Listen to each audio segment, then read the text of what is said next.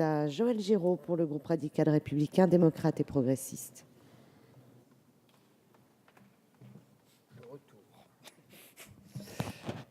Madame la présidente, messieurs les ministres, madame la rapporteure générale, monsieur le président de la commission, chers collègues, nous débutons donc l'examen du projet de loi de finances rectificative pour 2015.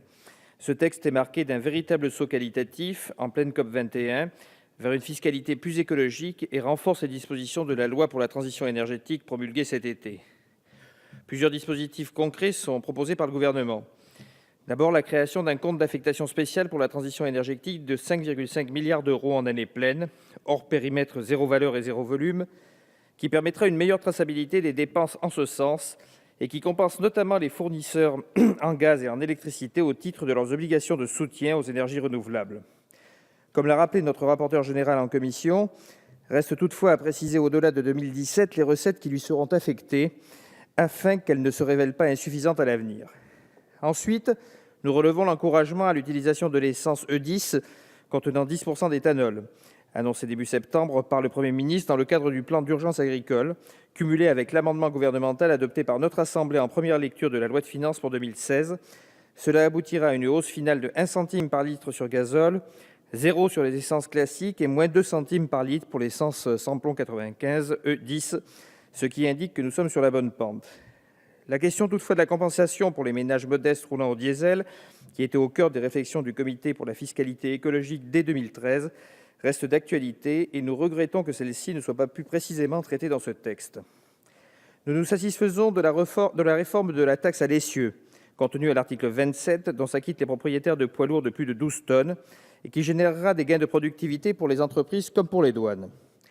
Nous notons également avec satisfaction la simplification et la sécurisation du recouvrement de la taxe générale sur les activités polluantes, dont s'acquittent les entreprises polluantes et qui devrait parallèlement leur faire gagner un mois de trésorerie pour l'acquittement du premier acompte.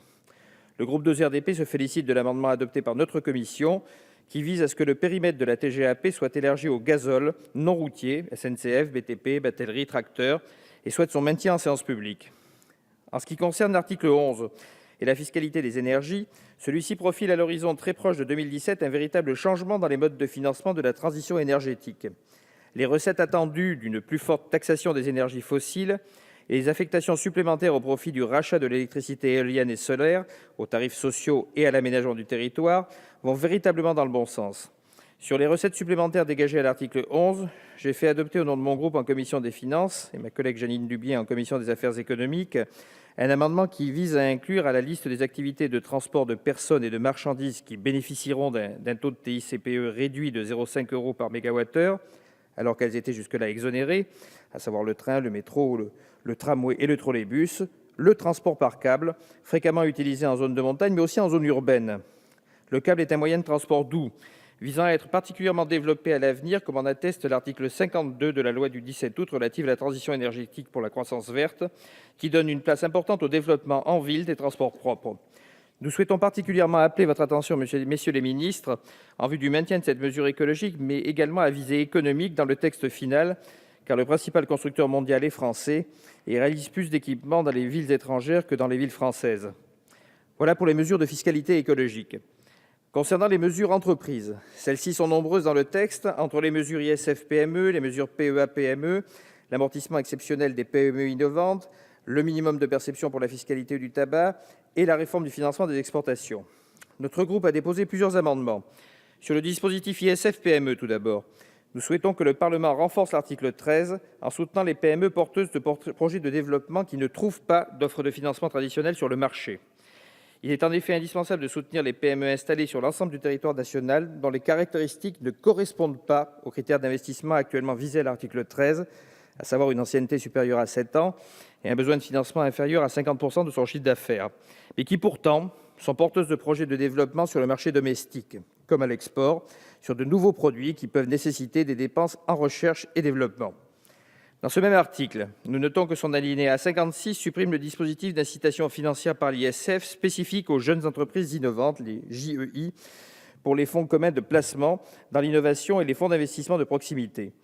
Sachant que, de plus, que la circulaire du 22 juin 2015 de l'ACOS pourrait porter une atteinte directe à l'innovation des pépites françaises en ce que plusieurs petites start-up innovantes du logiciel bénéficiant du statut JEI ont estimé que cette circulaire entraînerait, pour leur entreprise, une perte d'environ 15 000 à 20 000 euros par an. Mon collègue Alain Tourret propose, afin de pallier l'assèchement possible des investissements spécifiques au JEI, d'ouvrir au crédit d'ISF de l'article 8505 bis à les dons en numéraire ou en pleine propriété de titres au JEI, développant exclusivement des activités dans le secteur numérique. Toujours après l'article 13, nous proposons un amendement pour lever les obstacles relatifs à la réduction d'impôt sur le revenu obtenu au titre d'investissement dans les PME, afin de faciliter l'essor de projets locaux portés par des citoyens au travers de structures ayant l'agrément entreprise solidaire d'utilité sociale et d'amorcer ainsi une dynamique pour accroître l'acceptabilité des énergies renouvelables par les riverains. Ce sujet a également été soulevé en commission des finances par nos collègues Bernadette Laclais et Christine Pires-Beaune, et nous souhaitons que le gouvernement avance sur ce point. Sur la création d'un comité consultatif pour le CIR, à l'article 19, mon groupe salue ce dispositif qui constitue une véritable avancée. Nous notons toutefois que dans le présent article, celui-ci n'interviendra qu'en cas et en fin de contrôle fiscal. Nous proposons donc d'élargir ses compétences en lui permettant d'être saisi directement et hors litige sur l'éligibilité de certaines activités dont le caractère recherche-développement suscite des interrogations en droit, comme par exemple les dépenses d'archéologie préventive, activité qui, je le rappelle, n'est pas de la recherche en archéologie, mais de la recherche archéologique. Permettre au nom du comité consultatif pour le CIR de se prononcer sur l'éligibilité de certaines dépenses permettra de préciser au ministre de l'Enseignement supérieur et de la Recherche plus clairement la doctrine concernant l'attribution des agréments par l'administration. J'en viens aux mesures qui concernent les collectivités territoriales dans ce projet de loi de finances rectificative pour 2015. Le décalage proposé par le gouvernement de la réforme des valeurs locatives à 2017, compte tenu des simulations actuelles, est une bonne chose. Sur l'article 24, qui propose des ajustements à l'intégration fiscale progressive, nous avons, pour la troisième fois, redéposé l'amendement de notre collègue Jeanine Dubié qui vise à permettre aux EPCI nouvellement créés de redélibérer sur une intégration fiscale progressive qu'il s'avérerait inopérante dans la pratique, dans la limite des 12 années fixées par le Code général des impôts. Nous souhaitons que cette fois, sur un sujet sur lequel tout le monde convient qu'il faut avancer, notre Assemblée adopte définitivement cet amendement, encore adopté par notre commission, afin que ces EPCI en difficulté localement puissent délibérer dès le mois de janvier 2016.